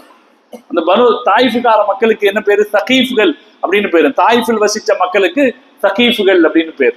அந்த குடும்பத்துக்கு பேரு தகீஃப். இந்த தகீஃப்களுக்கு எதிராக நீங்கள் பதுவா செய்யுங்கள். நபி ஸல்லல்லாஹு அலைஹி வஸல்லம் தாயிஃபுக்கு எதிராக துஆ செய்யற 2வது கட்டம் இல்லையா? முதல்ல ஒரு கட்டத்துல பெருமானார் ஸல்லல்லாஹு அலைஹி வஸல்லம் அவர்கள் அந்த மக்களிடத்திலே ஆதரவு தேடி போய் இருந்த போது அவர்கள் பெருமானாரை கல்லால் அடித்து காயப்படுத்தி துரத்திய போதும் அவர்களுக்கு எதிராக துஆ செய்யுங்கள் என்று மலக்குகள் வந்து கேட்டுக்கொண்டிருந்தார்கள். அப்போ ரசூல் ஸல்லல்லாஹு அலைஹி வஸல்லம் துஆ செய்தார். இரண்டாவது, இத்தனை வருஷம் கழித்து வெற்றிகள் தனதான பிறகு கடைசி நிலையில அவங்க வந்து திரும்ப அவர்களை வெற்றி கொள்ள முடியாத எந்த ஒரு தலைவருக்கும் இது கொஞ்சம் சிக்கலாக அமையுமா இல்லையா? வெற்றி நம்ம தலை மீது கூடார நம்ம கிரீடம் அமைத்து விட்ட நிலையில மக்காவுடைய வெற்றி கிடைச்சிருச்சு, புனையினுடைய வெற்றி கிடைச்சிருச்சு. இன்னும் நாம தாயிஃப்ல இருந்தோம்னா ஜெயிக்கலாம் தான். ஆனா அதுக்கு நாம இன்னும் பல சஹாபாக்களை பலி கொடுக்க வேண்டி இருக்கும். அவங்க கோட்டையில் இருக்கிறாங்க, நாம வெற்று வெறும் தரையில நிக்கிறோம், அப்ப பலி கொடுக்க வேண்டி இருக்கும். அந்த நேரத்துல நமது பலியை நாம குறைக்கணும். இதுல பெரிய பிரச்சனை இல்லை, நாம திரும்பி போறதுல ஒன்றும் குறையில்லை முடிவு செய்து நபி ஸல்லல்லாஹு அலைஹி வஸல்லம் அவர்கள் திரும்பி வருகிற போது திரும்ப வந்து பெருமானாரிடத்திலே மக்கள் முறையிடுகிறார்கள், யா ரசூலல்லாஹ் நீங்கள் அவர்களுக்கு எதிராக துஆ செய்யுங்க. நபி ஸல்லல்லாஹு அலைஹி வஸல்லம் அவங்க அப்ப சொன்னாங்க, அல்லாஹும்ம ஹதி ஸகீஃபன் வஅத்தி பிஹிம், யா அல்லாஹ் இந்த ஸகீஃப்களுக்கு நீ ஹிதாயத் செய்வாயாக, அவர்களை என்னிடத்தில் கொண்டு வந்து சேர்ப்பாயாக என்று ரசூல் ஸல்லல்லாஹு அலைஹி வஸல்லம் அவர்கள் துஆ செய்தார். அருமையானவர்களே, இது 8வது வருஷம். இந்த 8வது வருஷம் நாம அவங்களை என்ன செய்யல, ஜெயிக்காம திரும்பி வந்துட்டோம். 9வது வருஷம் அவங்க எல்லாம் மொத்தமா இஸ்லாத்துக்கு வந்தாங்க. 9வது வருஷம் ரசூலுல்லாஹ் மௌத்தாகிறதுக்கு முன்னாடி தாயிஃப் மக்களும் இஸ்லாத்துக்கு வந்துட்டாங்க. தாயிஃப் மக்கள் இஸ்லாத்துக்கு வரும்போது அப்பவும் கொஞ்சம் பிடிவாதத்தோட தான் வந்தாங்க. ஆனா நபி ஸல்லல்லாஹு அலைஹி வஸல்லம் அவங்க ஏத்துக்கிட்டாங்க. சகோதரர்களே, அந்த தாயிஃபினுடைய மக்களிலிருந்து இஸ்லாத்திற்கு மிகப்பெரிய பெரிய வீரர்கள் கிடைத்திருக்கிறார் பிற்காலத்துல. அப்ப நபி ஸல்லல்லாஹு அலைஹி வஸல்லம் என்ன துஆ செஞ்சாங்களோ அந்த துஆவுக்கான பலன் ரசூலுல்லாஹ்வுக்கு கிடைச்சது. ரசூலுல்லாஹ் அப்ப அப்படி துஆ செஞ்சாங்க, யா அல்லாஹ் நீ அவர்களுக்கு ஸகீஃப்களுக்கு ஹிதாயத் செய்வாயாக, அவர்களை நீ என்னிடத்தில் கொண்டு வருவாயாக அப்படின்னா. அதுக்கப்புறம் நபி ஸல்லல்லாஹு அலைஹி வஸல்லம் அவங்க ஜெஹரானாவுக்கு திரும்பி வந்தாங்க. அங்கதானே எல்லாம் வச்சிருக்காங்க. ஜெஹரானாவுக்கு திரும்பி வாங்க. கொஞ்ச நாள் ஸல்லல்லாஹு அலைஹி வஸல்லம் எதிர்பார்த்தாங்க, இந்த ஹவாஸின் மக்கள் என்ன செய்ய போகிறார். இந்த ஹவாஸின்கள் யாருன்னா, நான் ஆரம்பத்திலிருந்து ஒரு விஷயம் சொல்லல. இந்த ஹவாஸின்கள் யாருன்னா, ரசூலுல்லாஹ்வுக்கு பால் கொடுத்தாங்களே ஹலீமா அம்மா, அவருடைய குடும்பத்தினர். யுத்தம் நடைபெற்று முடிந்திருந்த நேரத்துல, இந்த ரசூலுல்லாஹ் திரும்பி வர்றதுக்கு முன்னாடி யுத்தம் நடைபெற்று முடிந்திருந்த நேரத்துல பெருமானார் ஸல்லல்லாஹு அலைஹி வஸல்லம் அவர்கள் இந்த பொருட்களை எல்லாம் ஜெஹரானால கொண்டு போய் வைக்கிற போது ஒரு பெண்மணி முஸ்லிம் சஹாபிகளிடத்திலே சொன்னார்.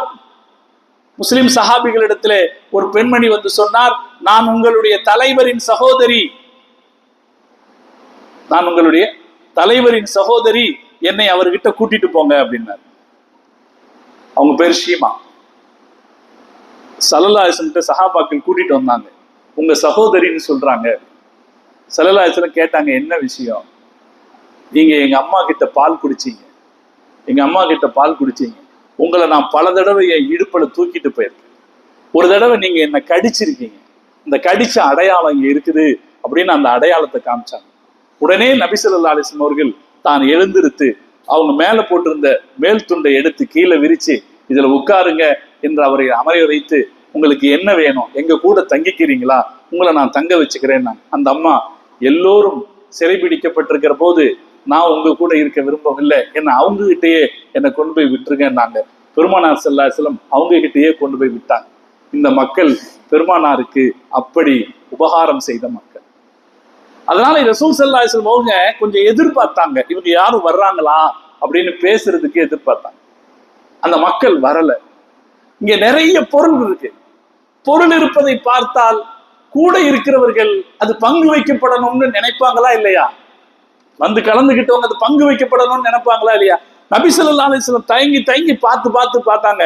ஒரு கட்டத்துக்கு மேல ஆயிடுச்சு, இனி பிரித்து கொடுக்காமல் இருப்பது சாத்தியமல்லன்னு தெரிஞ்ச பிறகு சஹாபாக்கள் பிரித்து கொடுத்தார். சஹாபாக்களுக்கு அதை பிரிச்சு கொடுத்தார்.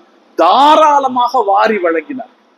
வறுமையை பற்றி கவலைப்படாதவராக ஸல்லல்லாஹு அலைஹி வஸல்லம் வாரி வழங்கினார். ஒவ்வொரு சஹாபிக்கும் புதுசாக வந்த இஸ்லாத்துக்கு வந்தவங்க, இஸ்லாத்துக்கு இன்னுமே வராமல் இருந்தவங்க எல்லாத்துக்கும் நபி ஸல்லல்லாஹு அலைஹி வஸல்லம் வாரி கொடுத்தாங்க. அபூ சுஃபியான் இப்பதானே இஸ்லாத்துக்கு வந்தார். அவருக்கு நபி ஸல்லல்லாஹு அலைஹி வஸல்லம் 100 ஊக்கியா தங்கமும் 100 ஒட்டகைகளும் கொடுத்தாங்க. அவரு, யா ரசூலல்லாஹ், என் மகன் ஒருத்தர் யுத்தத்துல கலந்துருக்காருன்னு அவருடைய மகன் யசீத் யுத்தத்துல கலந்துருக்காரு. அவர் வந்து கேட்கல, அவருக்காக இவர் கேட்டார், இந்தாங்க 100 ஒட்டகை அவருக்கு. நான் அதுக்கடுத்து சும்மா இருக்காம என்னுடைய மகன் முஆவியாவும் கலந்துக்கிட்டாரு, இந்தாங்க அதுக்கு 100 ஒட்டகை, அவருக்கு 300 ஒட்டகை கொடுத்தாரு. ஹக்கீம் இப்னு ஹிஸாம் ரலியல்லாஹு தஆலா அவருக்கு ரசூல் ஸல்லல்லாஹு அலைஹி வஸல்லம் கொடுத்தாங்க. அவர் இன்னும் கேட்டாரு, அவருக்கு இன்னும் கொடுத்தாங்க. சஃப்வான் இப்னு உமையா இஸ்லாத்துக்கே வரல, ரசூலுல்லாவுக்கு இந்த இதையெல்லாம் இரவலா கொடுத்தாரு இல்லையா, அவருக்கு நபி ஸல்லல்லாஹு அலைஹி வஸல்லம் அவர்கள் 100 ஒட்டகைகள் கொடுத்தார்கள். அவர் இன்னும் கேட்டாரு, இன்னும் 100 ஒட்டகைகள் கொடுத்தாங்க, இன்னும் வேணும்னாரு. அப்படி 300 ஒட்டகைகளை நபி ஸல்லல்லாஹு அலைஹி வஸல்லம் அவர்கள் அவருக்கு கொடுத்தாங்க. சஃப்வான் இப்னு உமையாவுக்கு 300. யாரெல்லாம் கேட்கிறாங்களோ அவங்களுக்கு எல்லாம் கொடுத்தாங்க. என்னன்னா எல்லாரும் வந்தாங்களா அக்கம் பக்கத்துல இருந்தெல்லாம் முகமதுகிட்ட போய் கேட்டா கொடுப்பாருன்னு சொல்லி தேடி தேடி ஓடி ஓடி வந்தாங்களா, எல்லாருக்கும் கொடுத்தாங்க. என்ன செய்தி பரவுச்சான், அன்ன முஹம்மதன் யுஅதி அதான் மா யஹாஃபுல் ஃபக்ர், முகம்மது வறுமையை பயப்படாதவர் போல கொடுக்கிறார் அப்படின்னு சொல்லி எல்லாரும் வந்தாங்க. எல்லாருக்கும் ஸல்லல்லாஹு அலைஹி வஸல்லம் கொடுத்தாங்க. அந்த வரலாறு சொல்லுது, வஸ்தஹமத் அலைஹில் அராபு யத்லுபூனல் மால, தேடி ரசூலுல்லாஹ்ட்ட இந்த இங்க கிடைக்கிற இந்த பணத்தை கேட்டு மக்கள் வந்து குழுமி அவர் அப்படியே தள்ளி தள்ளி ஒரு மரத்தோரமா ஒதுக்கிட்டாங்களாம். மரத்தோரமா ஒதுக்கி அவங்க மேல போட்டிருந்த சால்வையை வச்சு ரசூலுல்லாஹ்வை நெருக்கிற அளவுக்கு வந்துட்டாங்களாம். ஸல்லல்லாஹு அலைஹி வஸல்லம் சொன்னாங்களா, யா அய்யுஹன் நாஸ் ரத்து அலைய ரிதாஇ, என்னுடைய அந்த மேலாடையை எனக்கு கொடுங்க. ஃபவல்லதி நஃப்ஸி பியதிஹி லவ் கான இந்தி அதது ஷஜரத்தி திஹாமா நிஅமன். திஹாமாங்கிறது அந்த அந்த மாவட்டத்துக்கு பேர், அப்படி வச்சுப்போம். மாவட்டத்தை தாண்டி அந்த மண்டலம் அப்படிங்கலாம், இப்போ மாநிலம்னு வச்சுக்கலாம். திஹாமா மாநிலத்தில் இருக்கிற மரங்கள் அளவுக்கு என்னிடத்தில் ஒட்டகைகள் இருக்கும் என்றாலும் நான் அதை உங்களுக்கு பங்கு வைத்து விடுவேன். எது எனக்கு தேவையில்லை, அது எல்லாத்தையும் நான் உங்களுக்கு பங்கு வச்சிருவேன். என்னை நீங்கள் கோழையாகவோ பொய்யனாகவோ பார்க்க முடியாத அளவுக்கு நான் எல்லாத்தையும் கொடுத்துருவேன். நான் அதுக்கப்புறம் ஸல்லல்லாஹு அலைஹி வஸல்லம் கடைசியா கையில ஒரு துண்டு மட்டும் கையில வச்சுட்டு, இது ஒண்ணுதான் என்கிட்ட இருக்கு, இது தவிர நான் எல்லாத்தையும் கொடுத்தாச்சு என்று ஸல்லல்லாஹு அலைஹி வஸல்லம் அவங்க சொன்னாங்க. நபி ஸல்லல்லாஹு அலைஹி வஸல்லம் கொடுத்தது பூரா யாருக்கு கொடுத்தாங்கன்னா மக்காக்காரங்களுக்கு கொடுத்தாங்க. மக்காக்காரங்க இஸ்லாத்துக்கு வந்தவங்க, புதுசா வந்தவங்க, அதுக்கப்புறம் 40, 50, 100 அப்படின்னு ஒவ்வொருத்தருக்கும் கொடுத்தாங்க. இந்த சஃப்வான் முதல்ல ஒட்டகைகளை பங்கு வச்சாச்சு. அதுக்கப்புறம் இந்த ஆடுகள் அப்படியே ஆங்காங்கே மந்தைகளாக ஆடுகள் நிக்குது. ஒரு கணவாய் நிறைய ஆடுகள் அப்படியே அடர்ந்து நிக்குதான். இந்த சஃப்வான் அந்த ஆடுகளை இப்படி பார்த்தாராம், கடைக்கண்ணால் பார்த்தாருன்னு வரும், இப்படி கடைக்கண்ணால் பார்த்தார். இப்ப நபி ஸல்லல்லாஹு அலைஹி வஸல்லம் அவரை பார்த்து கேட்டாங்க, அத்தாயிஜபின் வேணுமா அப்படின்னு. அவர் பேசாம, ஹுவலக, அது உனக்கு தான், எடுத்துக்கன்னு. அவர் அஷ்ஹது அல்லா இலாஹ இல்லல்லாஹ் வ அஷ்ஹது அன்ன முஹம்மதன் ரசூலுல்லாஹ் என்று சொல்லி இஸ்லாத்துக்கு வந்தார். அந்த இடத்துல அவர் கலிமா சொல்லி இஸ்லாத்துக்கு வந்தார். நபி ஸல்லல்லாஹு அலைஹி வஸல்லம் அவர்களுக்கு அந்த ஆட்டு மந்தைகளை விட அவர் சொன்ன கலிமா வார்த்தைகள் பிரியத்திற்குரியதாக இருந்தது. நபி ஸல்லல்லாஹு அலைஹி வஸல்லம் மக்களிடத்திலிருந்து இந்த ஒரு வார்த்தை வர வேண்டும் என்பதற்காக எதற்கும் ஸல்லல்லாஹு அலைஹி வஸல்லம் அவர்கள் தயாராக இருந்தார். எல்லாத்துக்கும் வாரி வாரி கொடுத்தாங்க. மதீனாக்காரங்க வேடிக்கை பார்த்துட்டே இருந்தாங்க. அவங்கள யாருக்கும் எதுவும் கொடுக்கல. 1, 2 கிடைச்சதை தவிர யாருக்கும் பெருசா கிடைக்கல. இப்போ மதீனாவுடைய இளைஞர்கள், அந்த அன்சாரி இளைஞர்கள்ல சில பேர் சொன்னாங்க, மாலர் ரஜுல், மனிதர் அவருடைய ஊர்க்காரங்களோட சேர்ந்துட்டாரு அப்படின்னு சொன்னாங்க. மன்சரு அவங்க ஊர்க்காரங்களோட சேர்ந்துட்டாரு. இந்த செய்திய சஅத் இப்னு உபாதா, மதீனா வாசிகளுடைய தலைவர் சஅத் இப்னு உபாதா ரலியல்லாஹு தஆலா அன்ஹு ரசூலுல்லாஹ் கிட்ட நேரடியாகவே வந்து சொல்லிட்டார், அல்லாஹ்வின் தூதரே, எங்களுடைய மக்கள் உங்க கூட உதவியாக இருந்தாங்க, இப்ப இவ்வளவு பொருள்கள் கிடைத்தது, அதை எல்லாவற்றையும் உங்களுடைய மக்களுக்கு இடையிலேயே நீங்கள் பங்கு வைத்தீர்கள், எங்களுடைய இளைஞர்களில் சில பேர் இப்படி பேசிக்கொள்கிறார்கள். அப்ப ஸல்லல்லாஹு அலைஹி வஸல்லம் அவங்க அவர்கிட்ட கேட்டாங்க, நீங்க எந்த பக்கம் நிக்கிறீங்க? நான் உங்க பக்கம் நிக்கிறேன். அந்த அன்சாரிகளை எல்லாம் இந்த தடாகத்திற்கு அருகே வர சொல்லுங்கள் சொன்னாங்க. அன்சாரிகள் 4000 பேர் இருந்தாங்கன்னு நான் ஒரு கருத்து சொல்லு. இந்த 4000 அன்சாரிகளையும் இந்த தடாகத்திற்கு பக்கத்தில் வரவழைக்கப்பட்டாங்க. அந்த கூட்டத்துக்கான பொறுப்பு சஅத் இப்னு உபாதா ரலியல்லாஹு தஆலா இடத்துல இருந்துச்சு. அவங்க மட்டும்தான் இருக்கணும். நீங்க யாரை அனுமதிக்கிறீங்களோ அவங்க மட்டும்தான் இந்த இடத்துல இருக்கணும், வேற யாரும் இருக்கக்கூடாது. அவர் அன்சாரிகளை மட்டும் வரவழைச்சாரு. ஒரு சில முஹாஜிர்களும் நாங்களும் வர்றோமேன்னாங்க. சஅத் இப்னு உபாதா சில பேரை அனுமதித்தார், அவர்கள் மட்டும் உள்ள வந்தாங்க. அவர் அனுமதிக்காதவங்க எல்லாம் நீங்க போயிருங்கட்டாங்க. இவங்க மட்டும் இருந்தாங்க. நபி ஸல்லல்லாஹு அலைஹி வஸல்லம் அவங்க அந்த கூட்டத்துக்குள்ள வந்தாங்க.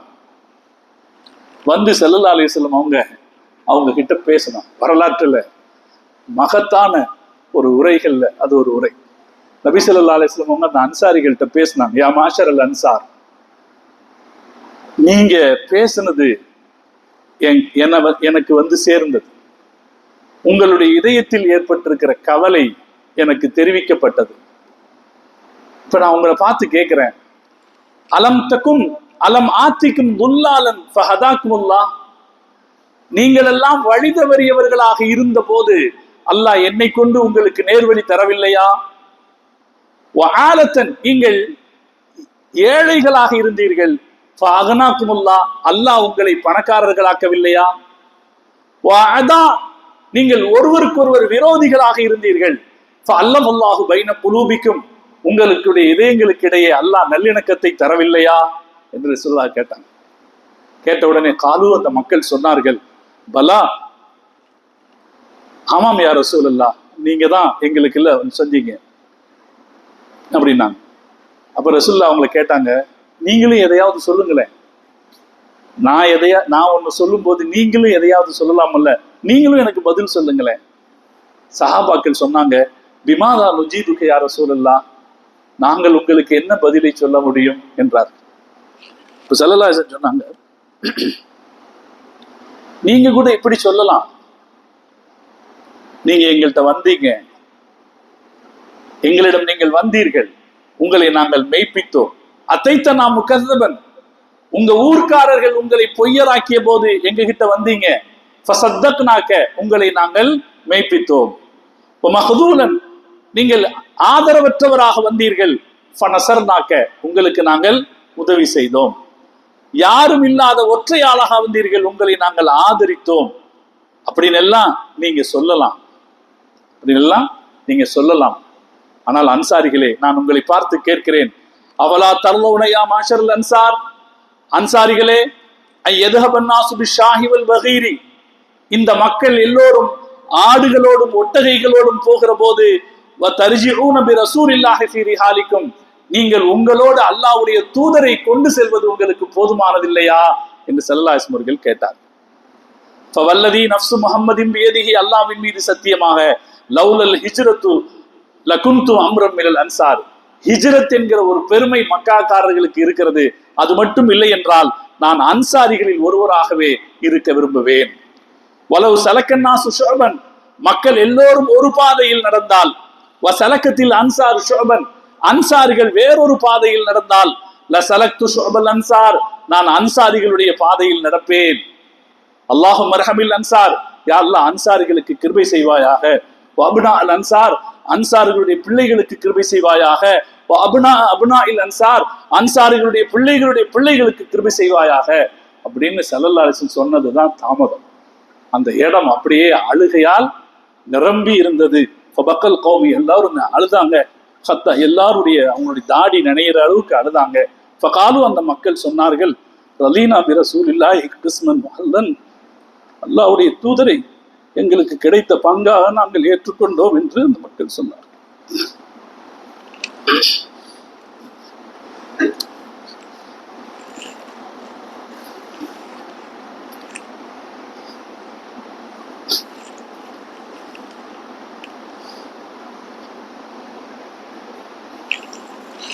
அன்சாருங்கிற பேரு, அவங்களுக்கு சூட்டப்பட்ட அன்சாருங்கிற பேரு, அன்சார்னா உதவியாளர்கள், அந்த பேருக்கு எங்க உலகத்துல அவங்கள மாதிரி இலக்கணமாக வேற யாராவது இருந்திருப்பாங்களா அப்படின்னு சொல்ல முடியாது. எல்லா சந்தர்ப்பத்திலும் நபி ஸல்லல்லாஹு அலைஹி வஸல்லம் அவங்களுக்கு உதவியாகவே இருந்தார். அந்த உதவிக்கான கைமாறு எந்த இடத்தில் தரப்பட்ட போதும் அவங்க எதிர்பார்க்கவே இல்லை. பனு நதீர்களை நபி ஸல்லல்லாஹு அலைஹி வஸல்லம் ஜெயிச்சாங்களா இல்லையா? மதீனால நிறைய வீடுகள், யூதர்கள் விட்டுட்டு போன வீடுகள் இருந்துச்சு. அப்ப ரசூல் ஸல்லல்லாஹு அலைஹி வஸல்லம் இந்த அன்சாரிகளை கூப்பிட்டு சொன்னாங்க, மக்கால இருந்து வந்த அகதிகள் பல பேர் உங்களுடைய வீடுகளுக்குள்ள இருக்காங்க. ஏன்னா ஒவ்வொருத்தருடைய வீடுகளுக்குள்ளேயும் ஒருத்தர் வைக்கப்பட்டிருக்காரு. நீங்கள் நினைத்தீர்கள் என்றால், நீங்கள் விரும்பினால் இந்த பனு நுழைர்களிலே கிடைத்த வீடுகளை நான் அந்த அகதிகளுக்கு கொடுத்து உங்களை நிம்மதியாக்கி விடுவேன் என்று ஸல்லல்லாஹு சொன்னாங்க.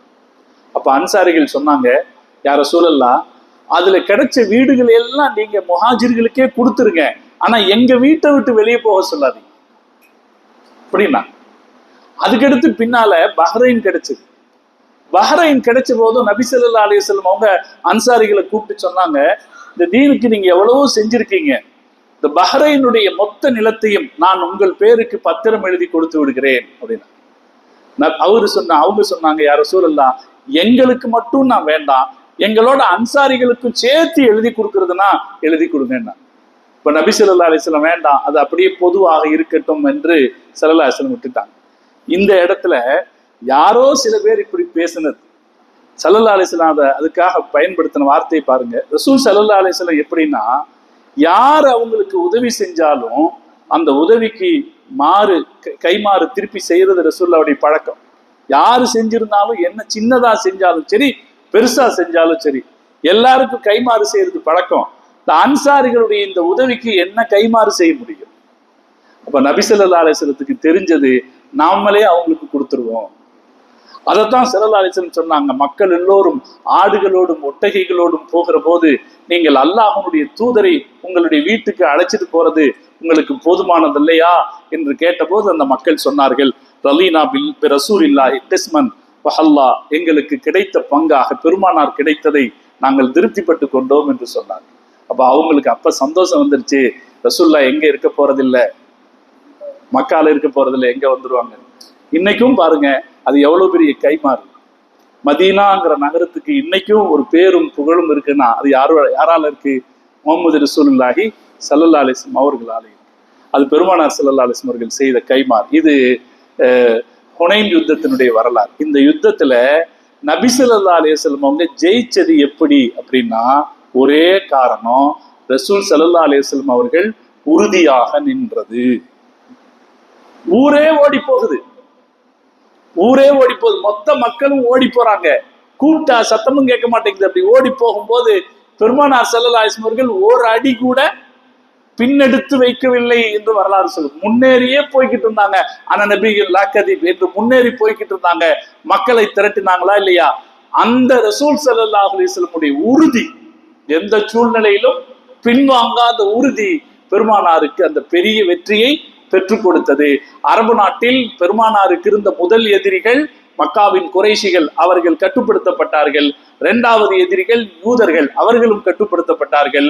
மூன்றாவது எதிரிகள் அரபு பழங்குடி இனத்தவர்கள், அவர்களும் ஹவாசின்களுடைய வெற்றியின் போது அவர்களும் கட்டுப்படுத்தப்பட்டாங்க. ரசூல் ஸல்லல்லாஹு அலைஹி வஸல்லம் 3 எதிரிகளும் கட்டுப்படுத்தப்பட்ட நிலையில நபி ஸல்லல்லாஹு அலைஹி வஸல்லம் அவர்கள் ஜிஹ்ரானாவில இருந்து உம்ரா செய்ய வந்தார்கள். அங்கிருந்து இஹ்ராம் கட்டிட்டு வந்து ஒரு உம்ரா செய்தாங்க. அதுக்கப்புறம் பெருமானார் ஸல்லல்லாஹு அலைஹி வஸல்லம் அவர்கள் அங்கிருந்து மதீனாவுக்கு புறப்பட்டார்கள் என்பது வரலாறு. அந்த பெருமானாருடைய இந்த ஹுனைன் யுத்தம் நமக்கு தர்ற பாடம், உறுதி இருக்கணும். சர்வ சங்கடங்கள் ஏற்படும் போது, சோதனைகள் ஏற்படும் போது தடுமாறாத உறுதி இருக்கிற யாரும் வெல்வார்கள் என்பது இந்த வரலாறு நமக்கு தருகிற செய்தி. அல்லாஹ் ஜல்ல ஜலாலுஹு இந்த பாடங்களை புரிந்து கொள்கிற தௌஃபீக்கை அல்லாஹ் நம் அனைவருக்கும் தந்தல் புரிவானாக என்று துஆ செய்து நிறைகிறேன். வாஹிரு தஅவானா அனில் ஹம்துலில்லாஹி ரப்பில் ஆலமீன். அஸ்ஸலாமு அலைக்கும் வரஹ்மத்துல்லாஹி வபரகாத்துஹு.